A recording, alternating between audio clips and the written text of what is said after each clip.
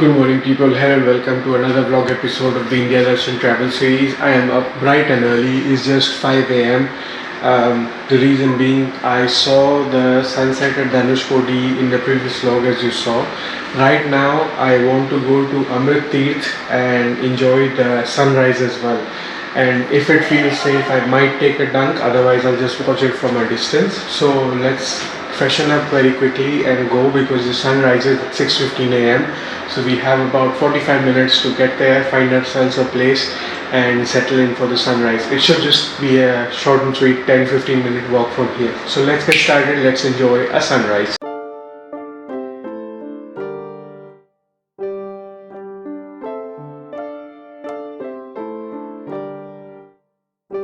Alright, let's go for a morning walk.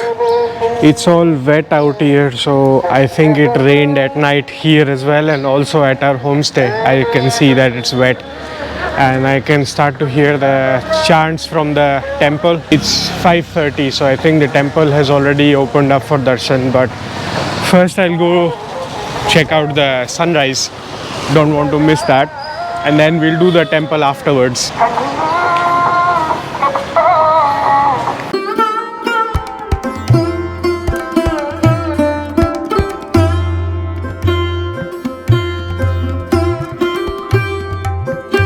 Wow, the devotees have already woken up because the temple has opened, as you can hear the chants behind me. And it's called Agni Teertham, not Amrit Teertham. I think I mispronounced it in the previous clip. But it's a nice and easy walk from here just behind the temple. And the shops are also starting to open up because the devotees are starting to come in. So it's amazing. Like I was expecting a deserted ghost town out here, but there is a lot of energy already. That's interesting. It's just 5:30.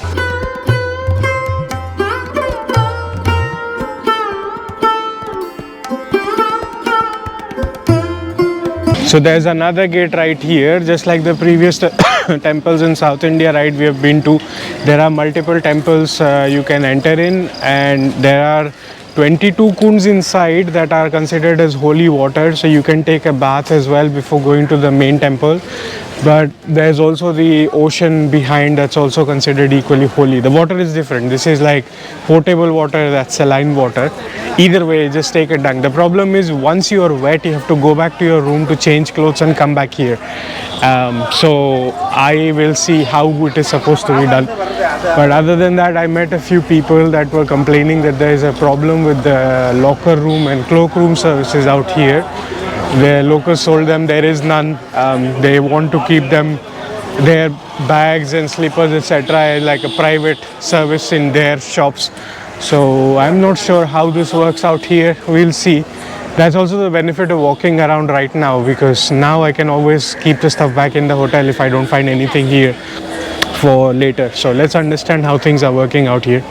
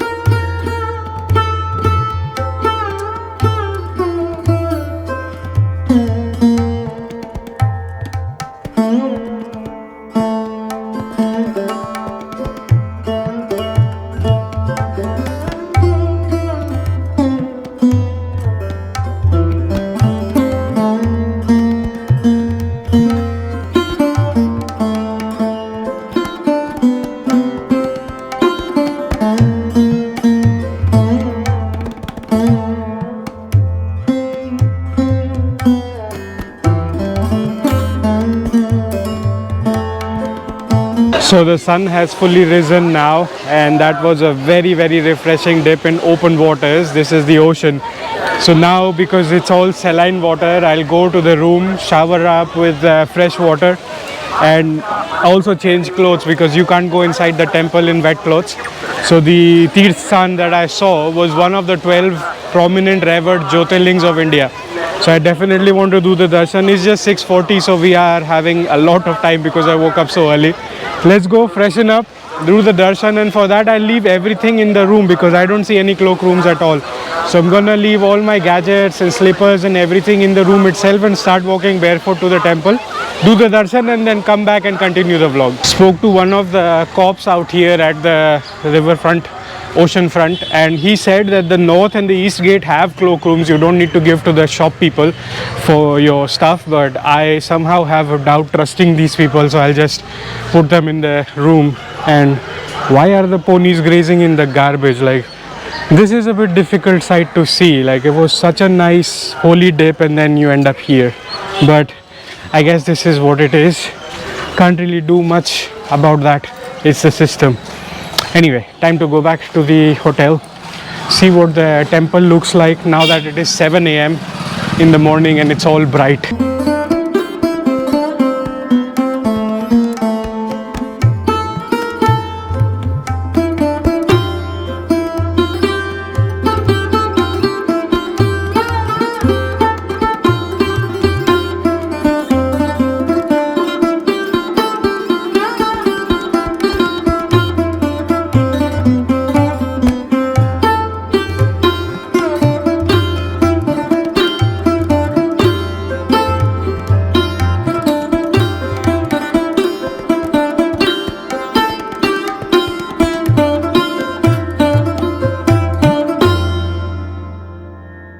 Got done with the darshan. There are two main parts of this temple, the Swami shrine and the Ambal shrine. Did the darshan of both of them. The Ambal shrine, the line is moving quite quickly. In the Swami shrine there is a lot of serpentines, a lot of queuing up, but then the line is still moving very quickly. So now I'm back at the Kund area where they allow you to take a dip in the holy water.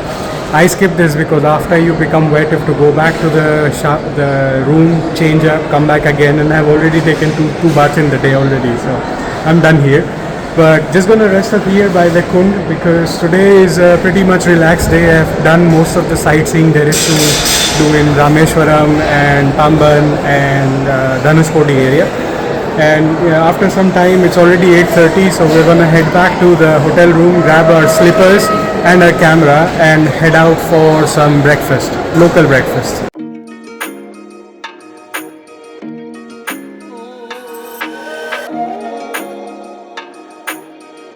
That's the temple behind me, and look at the dark clouds. It is gonna rain here again, so that's why I came out for a quick bite to eat. There's a lot of Punjabi places like North Indian stuff out here, but I'm looking for something more authentic and regional. Let's see what we end up finding out here.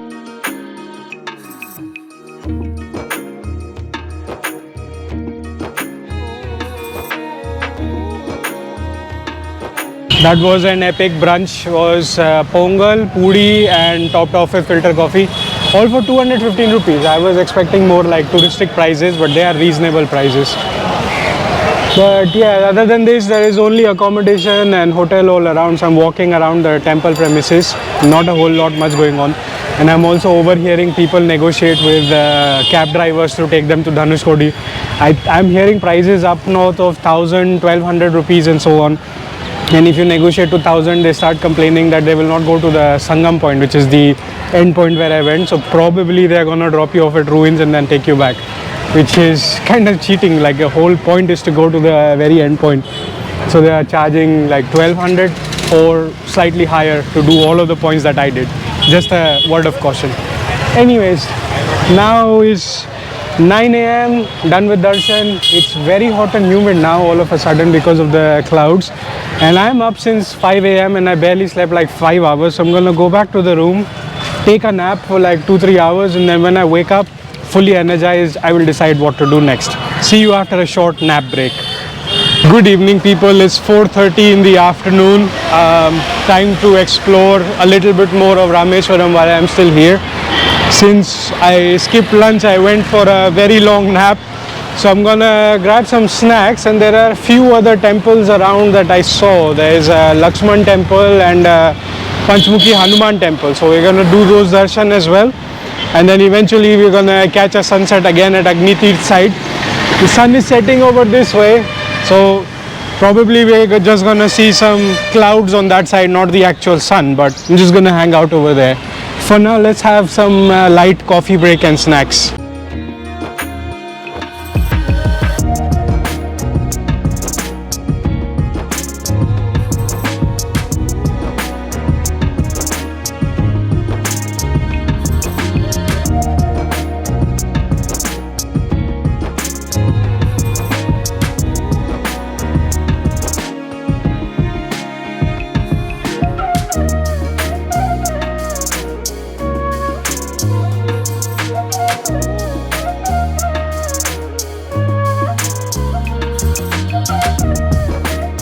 That was a pretty nice and budget-friendly coffee break. The coffee wasn't filter coffee, but I went for it anyway.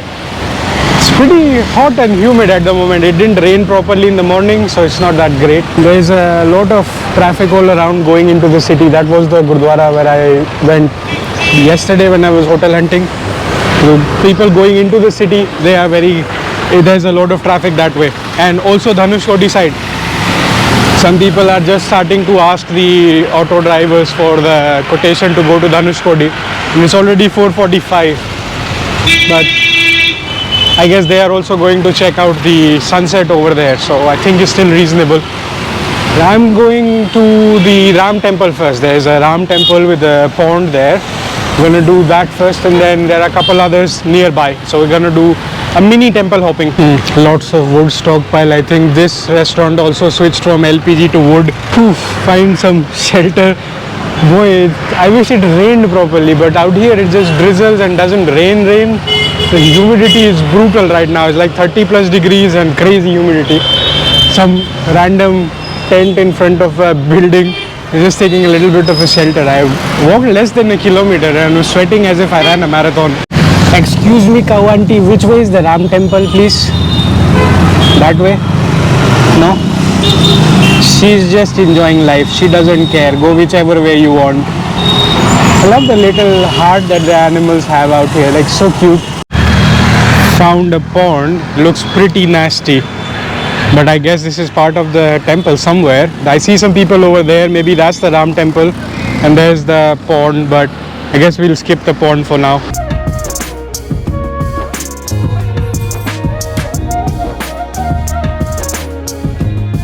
Found the main entrance to the Ram temple. There is also parking here in case if you come with your own vehicle. And that was indeed the Ram Kund. So I guess that's not worth it. But anyways, the temple premises looks really clean.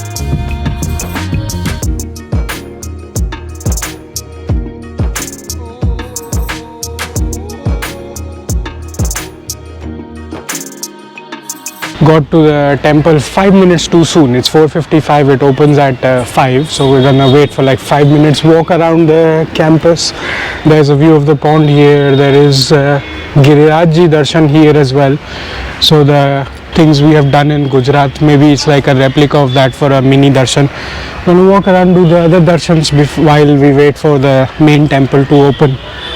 And yeah, this is definitely the pond view. It's good enough from a distance. Nothing special here. Go check this out.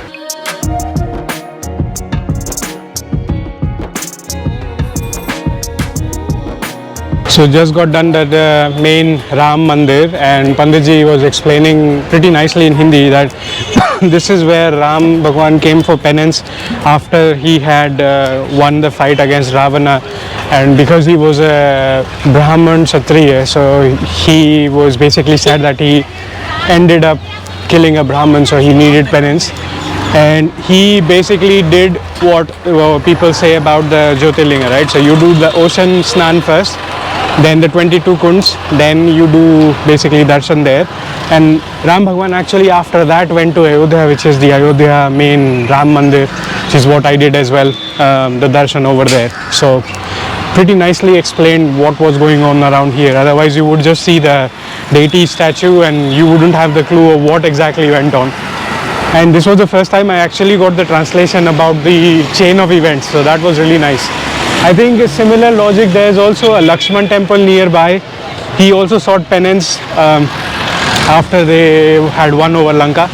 We'll go try look for, should be somewhere close by because they are all brothers, so the temple should be close. There is a Lakshman temple up ahead, but it appears to be closed. I think the timings are up until 3 p.m. or so.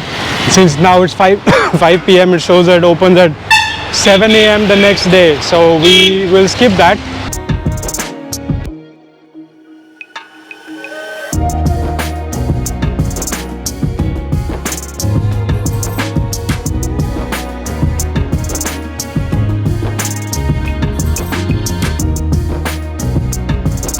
Quick correction, the Lakshman temple was open. Actually Google shows it closes at 3, but it's 5:30 and it's pretty much open. And There's also a Nageshwar temple here, and the priest did the tilak and said, now your Rameshwaram tour is successfully accomplished, so you should end your tour over here. There's a Panchmukhi Hanuman temple where there is a big statue of Hanumanji and a five-faced Hanumanji. I really like five-faced Hanumanji statues, so we're going to do the darshan of that. And if the premises are nice, might as well hang out for a little bit for the sun to settle a little bit more. Still pretty hot and humid.